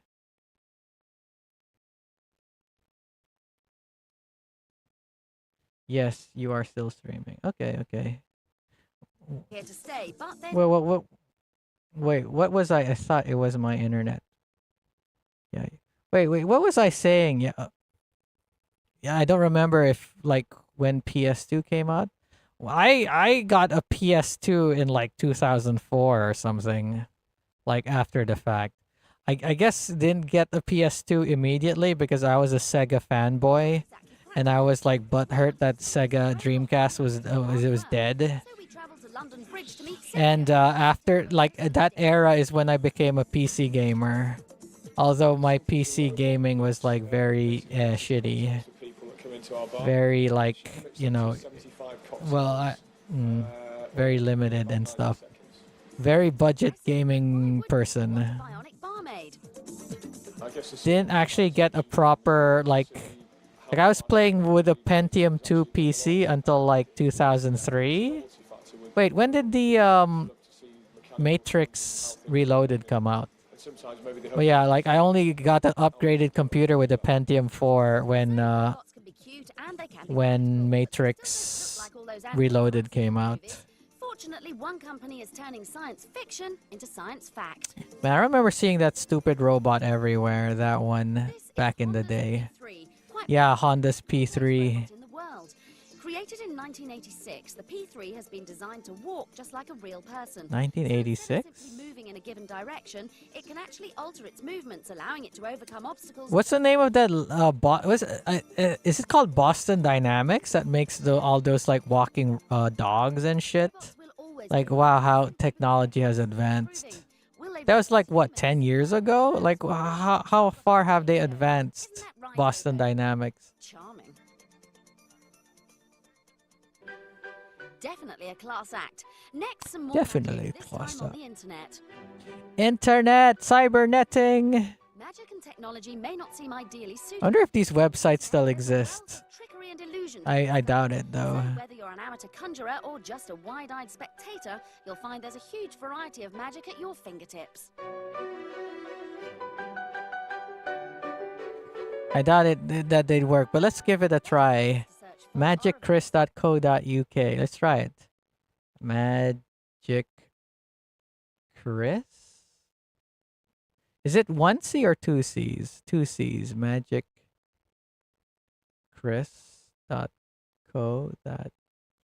right? Magic Chris.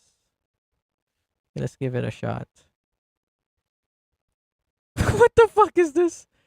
Chris Campos magician.co.uk. Chris Campos magician. What the fuck is this? I guess it's like a guy like you could book for parties or something. The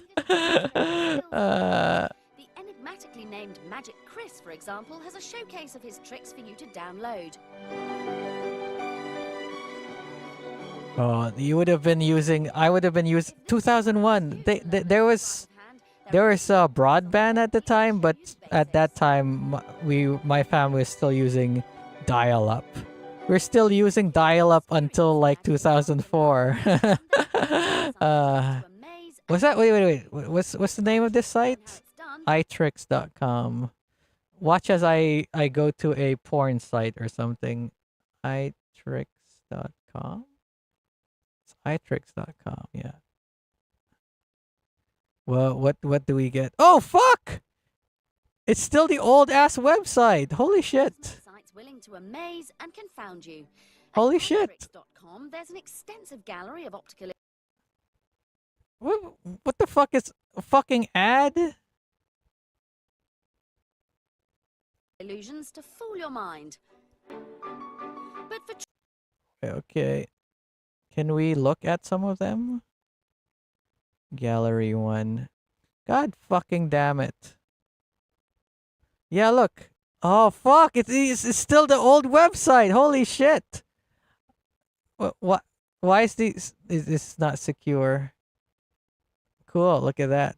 Why is it not secure? Does it not have HTTP? Yeah. I love when those old URLs work. Fuck. My connection is not secure because this is not like what's it called again? What do you call that? HTTP 3 or something? I forgot.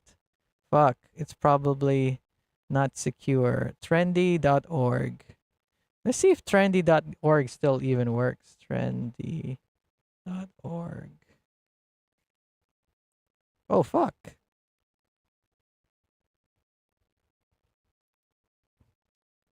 Trendy.org/magic magic /index index.html. Is that right? Watch as I get a virus live on air by visiting these old ass websites. cunning tricks like this one. Pick a card and whisper its name to yourself again and again. Keep whispering while I read your mind. Keep whispering. Keep whispering. And presto, the card you were whispering has disappeared. Magic. Whoa, wow, magic. Confused? Amazing. Here's another great feature to get your head around. Paicha? In the heart of England, something's stirring. What the fuck is this? A game like no other. A game of creatures, chaos, and carnage.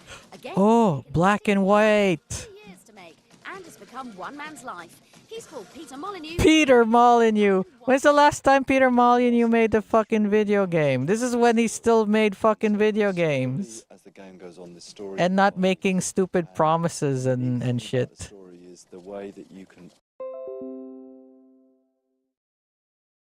Okay, it got disconnected again. What was I saying? Masters of Albion. Hopefully it stays connected for the next like 15 minutes because I'm gonna stop with this episode. As I was saying, like I was playing this on my old Pentium 2 and shit. Like I remember I bought the disc from one of my classmates who had a broadband connection back in the day. So he would like sell he would sell like TV series and video games to everyone in the class.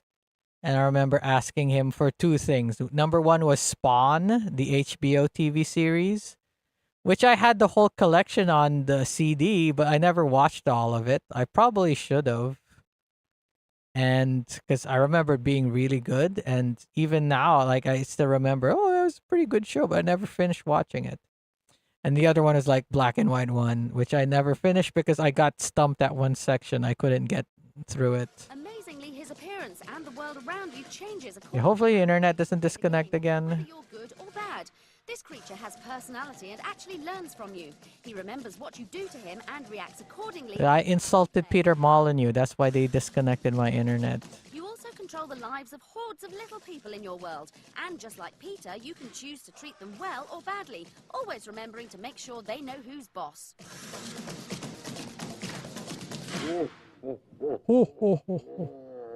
Well, the little people are your resources. They're your... It's weird seeing these old TV shows when they get like interviews and stuff with a game developer. Like this video here that I watched before, this one here, like there's an interview with Gabe Newell. I'm not sure if there's an interview with Randy Pitchford as well, but like Gabe Newell was there. Like seeing a young Gabe Newell is like, holy shit. What's better, being good or being bad? If you want to be good within the game, the creature can help by building, giving food Balding. to the villagers, giving wood to the villagers, dancing with the villagers, lots of things. And what about being bad? I think being evil is definitely going to be... I might move up this review of Code Vein over here, since I'm not gonna watch this. I think I'll watch it like when I finish the DLC for Code Vein. Damn Diablos had my number. To put the visions in my head into reality, and there just cannot be a better thing to do. Look out for even more incredible news about Black and White soon. Lionhead. Could be the greatest game A ever. lot of people talk about Black and White 1, but not Black and White 2. Still slated though. Highs and not so lows of a year in the life of Cybernet. A year in the life of Cybernet. Part 2. Welcome back to part 2 of Cybernet.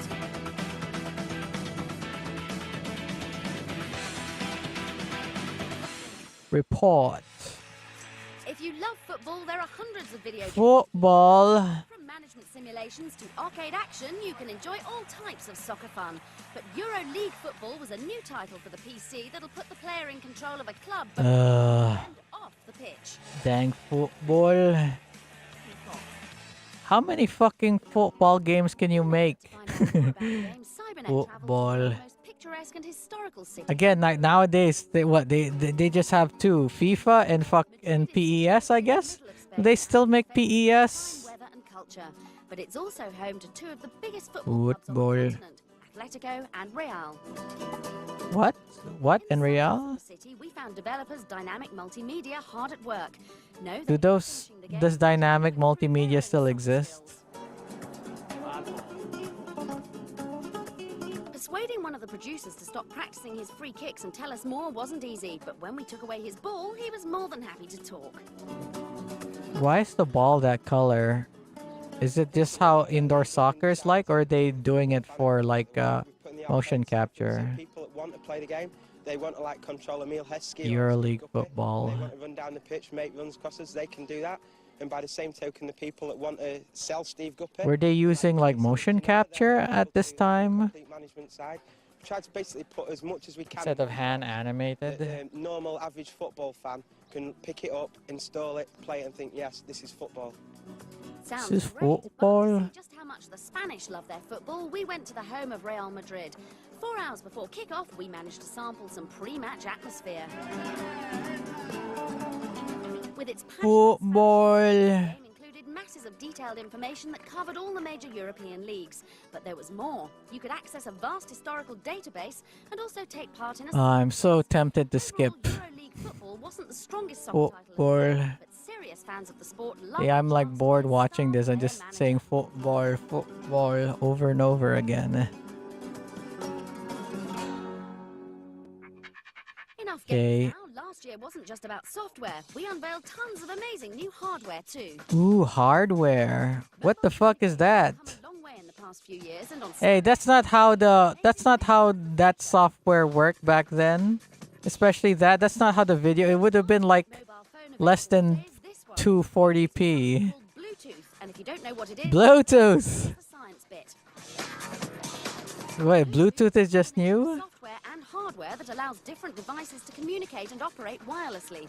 For example, you can dial a phone number, don a lightweight headset... Are we on Bluetooth 4 nowadays? What version of Bluetooth are we on now? Or you can use a Bluetooth phone to surf the internet. Such technology. Discreetly hidden away inside your briefcase. Very useful.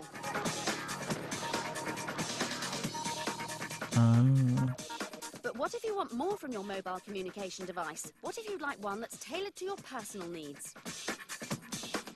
Like? Well, there's a lot of research being done at the moment to find out exactly what we, the public, want from this new technology. Connected planet. One such source of I was gonna say I tried that out, but Philips.com will probably will exist. Three scenarios show you what kind of communication devices people could be using in 2 to 5 years' time and how they'll improve our lives. Man, they're just talking about like connecting your phone and shit by Bluetooth, but like The technology already did it like nowadays like you connect I could connect my fucking controller to my laptop with Bluetooth. gadget that makes a mobile phone look like a relic from the Were they expecting it to be like way more used back in those days? voice messages and email during meetings. Very How big is this device? family and friends on the move. What the fuck is that device? I don't remember this shit. It definitely doesn't look like it would definitely not look like that good. Will be versatile too and have more than one function. So don't think gamers will be forgotten.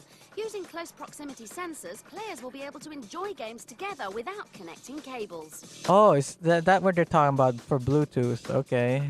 Another incredible mobile device being developed is this one that contains Wait. When my Switch connects to another Switch, it doesn't use Bluetooth, does it? It uses like wireless LAN, right? Did they have wireless LAN back in those days? Did Bluetooth come along before Wi-Fi? Send it anywhere in the world. Was Bluetooth technology before Wi-Fi? Tall Eiffel Tower, the future looks rosy as these devices promise to make your life a lot easier. And if you can't wait to get your hands on them, log on and tell the manufacturers. You could be enjoying them sooner than you think. And I remember I bought a mouse that would connect. It doesn't connect by Bluetooth. It connects through Wi-Fi. So it connect to my router, which and stuff like that. And I remember my router. It was like back in those days. It was like somewhere near the living room, and my bedroom was kind of far, like not that far away, but still far enough to the point where I'd feel a little bit of lag and like, what the fuck? Like, this is useless. I think Bluetooth is probably older than Wi-Fi. Oh, all right. You want more games? Well, we had a Yeah, more games. consoles from Japan. Newest console from Japan, probably PS, Breaks coming, and you're going to have to decide who wins. PlayStation 2. A trio of new machines are on their way, but which one are you going to take home? Yeah, it looks like hasn't come out yet. They're still showing that for Xbox? Each of the companies involved, and unsurprisingly, they all had great hopes for their machines. Well, we know with hindsight that GameCube did the worst. PS2 did the best. The Xbox is the most powerful video game console that's ever been designed. Lol, Xbox prototype, yeah. The next generation of video games, look to Nintendo GameCube. Confused? Well, don't panic because we at Cybernet are here to give you the wider picture with a quick view of what those consoles have to offer. Okay, what do they offer? First of all, PlayStation 2. Out almost a year before the other machines, the PS2 won't be as powerful as the GameCube or Xbox. However, with the track record of the classic PlayStation behind it, it's still sure to attract many admirers. Yeah, and it dominated. Like PS2 is like one of the most best-selling consoles of all time. PlayStation had the most games on the machine, and that certainly will be the case with PlayStation 2. Not only that, it was backwards compatible with PS1, and you could play DVDs on it. And we expect nothing less than that on PlayStation 2 as well. The machine is going to allow you to do all kinds of things, and at the moment it also adds the benefit of being able to play DVD movies. DVD movies. But whilst it'll certainly produce enough titles, will they be any good?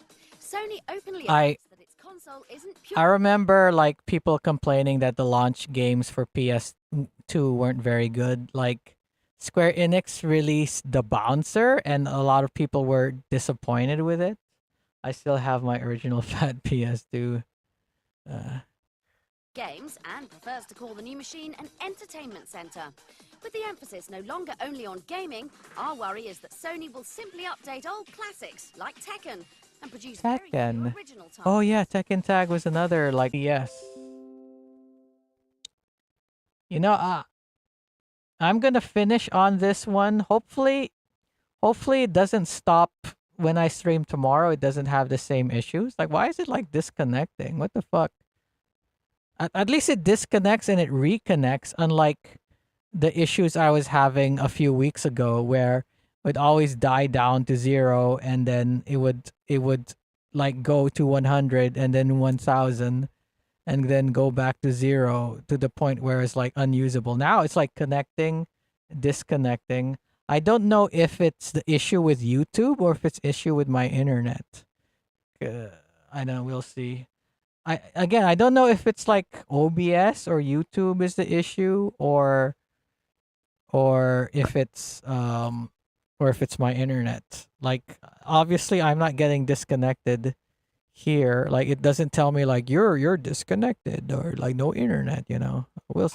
Yeah, I'm just gonna end on this. I mean, I'm like 5 minutes to 2 hours. Like I said, I'm going to continue this after I finish the DLC of Code Vein. So tomorrow I'm gonna be doing more Code Vein DLC. Make it number 1. However, with no experience in the console market, where are all those great games going to come from? Well, apparently Microsoft's got that one covered. Halo.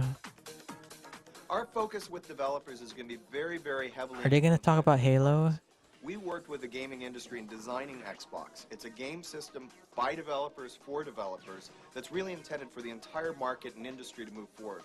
So we're partnering with software developers in Japan, all over Europe and Scandinavia. Yeah, Xbox didn't do well in Japan, even though they got a bunch of exclusive games on Xbox that are Japanese. Companies to produce top titles, Nintendo is simply making it easier for outside developers.